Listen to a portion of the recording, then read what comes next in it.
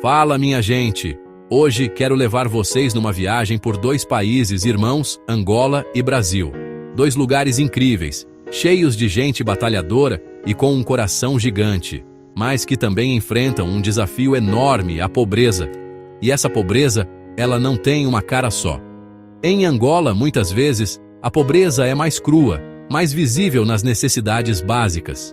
É a falta de acesso à água potável, a saneamento básico, a um hospital por perto.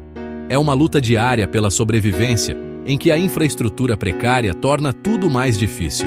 É uma realidade que vemos em muitas comunidades rurais, onde a riqueza do petróleo parece um sonho distante, que nunca chega para quem mais precisa. No Brasil, a pobreza se manifesta de uma forma diferente, mais complexa talvez. Ela vive lado a lado com a riqueza. Você anda por uma grande avenida em São Paulo ou no Rio de Janeiro, vê prédios luxuosos, carros importados e, a poucos metros dali, encontra uma favela, uma comunidade onde a luta é constante. A pobreza no Brasil é a pobreza da desigualdade. É ter um celular na mão, mas não ter o que comer no fim do mês. É a dificuldade de conseguir um emprego digno, mesmo com algum estudo. É a violência urbana que rouba sonhos e oportunidades. É uma batalha travada nas grandes cidades, onde o acesso existe, mas a oportunidade é para poucos. Em Angola, a herança de uma longa guerra civil ainda deixa marcas profundas. Muitas famílias foram deslocadas, perderam tudo e tiveram que recomeçar do zero. Essa reconstrução é lenta e a pobreza se torna uma herança passada de geração para geração. A falta de estradas, escolas e hospitais em vastas áreas do país isola as pessoas, limitando suas chances de progredir. A dependência da agricultura de subsistência, muitas vezes em terras pouco férteis, torna a segurança alimentar uma preocupação constante. A vida é marcada por um ritmo de superação diária, onde cada conquista, por menor que seja, é uma grande vitória. Já no Brasil, a pobreza tem o rosto do jovem da periferia que sonha em entrar na universidade, mas precisa trabalhar desde cedo para ajudar em casa. Tem o rosto da mãe solo que se desdobra em três para garantir o sustento dos filhos. A complexidade está na teia de fatores sociais e econômicos que prendem as pessoas nesse ciclo. A falta de educação de qualidade perpetua a desigualdade, impedindo que o talento de milhões de brasileiros floresça. É uma pobreza que não se resolve apenas com dinheiro, mas com políticas públicas eficazes, com inclusão social e, acima de tudo, com oportunidades reais para que cada um possa escrever sua própria história de sucesso. Agora, vamos falar de um assunto sério, que machuca tanto em Angola quanto no Brasil: a má governação. É como ter um time incrível, cheio de craques, mas com um técnico que só escala os amigos e não pensa no resultado do jogo. Em Angola, a riqueza do petróleo e dos diamantes é imensa. Era para ser um motor de desenvolvimento, para construir escolas, hospitais e estradas para todos. Mas por anos, a corrupção desviou essa riqueza para o bolso de poucos. Esse dinheiro, que deveria garantir um futuro melhor para as crianças, acaba financiando uma vida de luxo para uma elite, enquanto a maioria da população continua a lutar por serviços básicos. No Brasil, a história não é muito diferente. A gente liga a televisão e o que vê?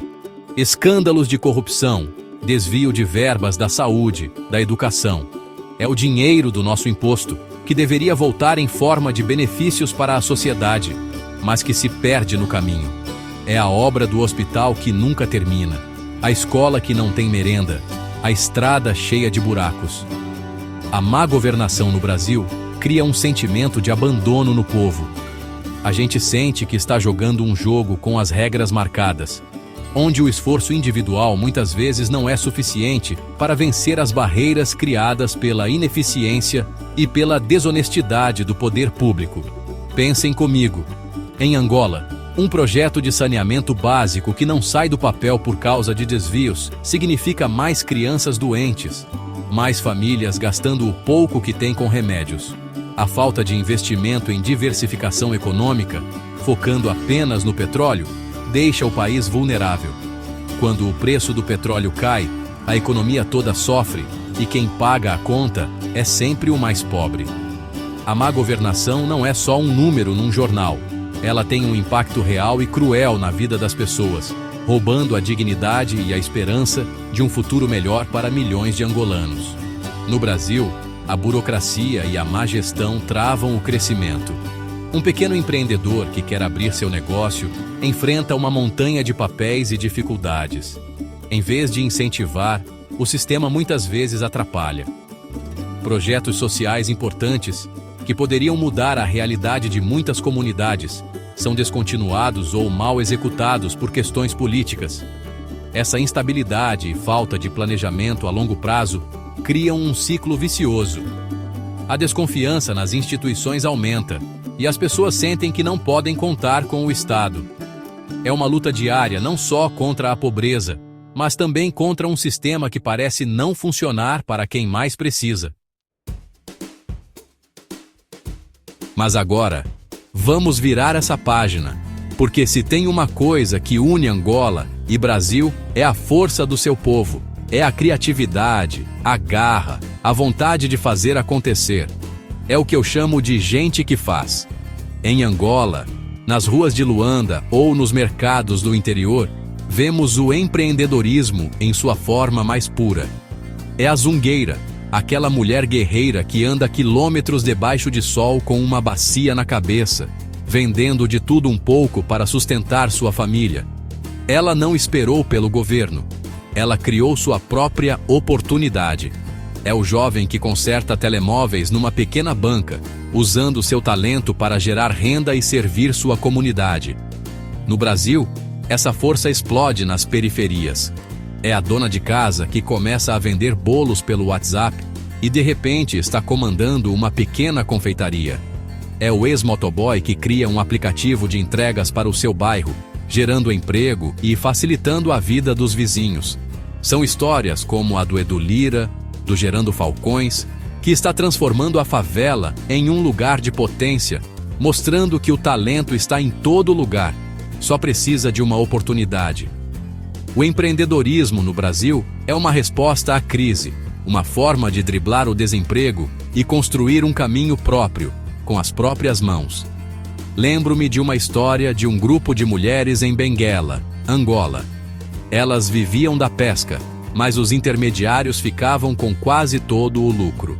Então, elas se uniram, criaram uma cooperativa, compraram um pequeno barco e começaram a vender o peixe diretamente no mercado. Com o tempo, conseguiram melhorar a vida de suas famílias, colocar os filhos na escola e se tornaram um exemplo para toda a comunidade. Elas não mudaram o país, mas mudaram o mundo delas. E é assim que a grande transformação começa, com pequenas revoluções no dia a dia. Isso é a prova de que a união e a iniciativa fazem toda a diferença. No Brasil, vejo isso toda semana no Caldeirão. Pessoas que, mesmo com todas as dificuldades, não desistem. É o caso do artesão que transforma lixo em arte, gerando renda e limpando o meio ambiente. Ou da professora que cria um projeto de leitura na sua comunidade, abrindo um universo de possibilidades para as crianças. Essas iniciativas nascem da necessidade, mas são movidas por um propósito maior. Elas mostram que a solução para muitos dos nossos problemas já existe e está dentro das próprias comunidades. O que falta é dar visibilidade, apoio e acreditar no potencial dessa gente que não espera, que faz acontecer. No final das contas, o que move essa gente toda? O que faz a zungueira angolana caminhar quilômetros e o empreendedor brasileiro virar noites trabalhando? Uma palavra: esperança. É a esperança de dar uma vida melhor para os filhos, de ver a comunidade prosperar, de construir um futuro com mais dignidade. Essa esperança não é uma espera passiva, de braços cruzados. É uma esperança ativa, que se transforma em trabalho duro, em suor, em resiliência. É acreditar que, apesar de todos os problemas, o amanhã pode ser melhor. E essa crença é o combustível que alimenta a luta diária contra a pobreza. Em Angola, a esperança tem o rosto do jovem que sonha em ser médico para cuidar do seu povo. Tem o sorriso da criança que, mesmo estudando numa escola com pouca estrutura, se dedica para aprender. A esperança está na música, na dança, na cultura vibrante que celebra a vida, mesmo em meio às dificuldades.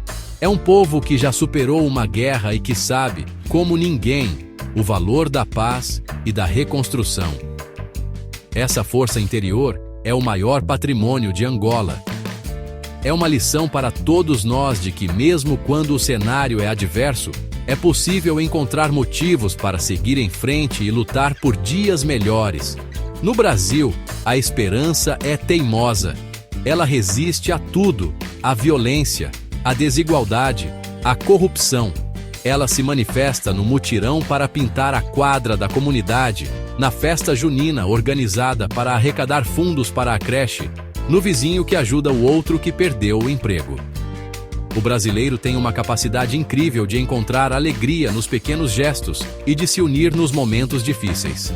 É a famosa solidariedade que vemos em ação todos os dias. Essa esperança coletiva é o que impede que o país desmorone. É a prova de que a nossa maior força está na nossa gente. Portanto, mesmo que a má governação em Angola e no Brasil nos cause indignação e tristeza, não podemos deixar que isso apague a chama da esperança. A verdadeira mudança, a mais potente, vem de baixo para cima.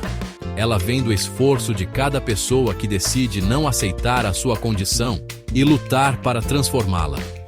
O papel do governo é fundamental, claro, mas enquanto ele falha, é o povo que faz a diferença.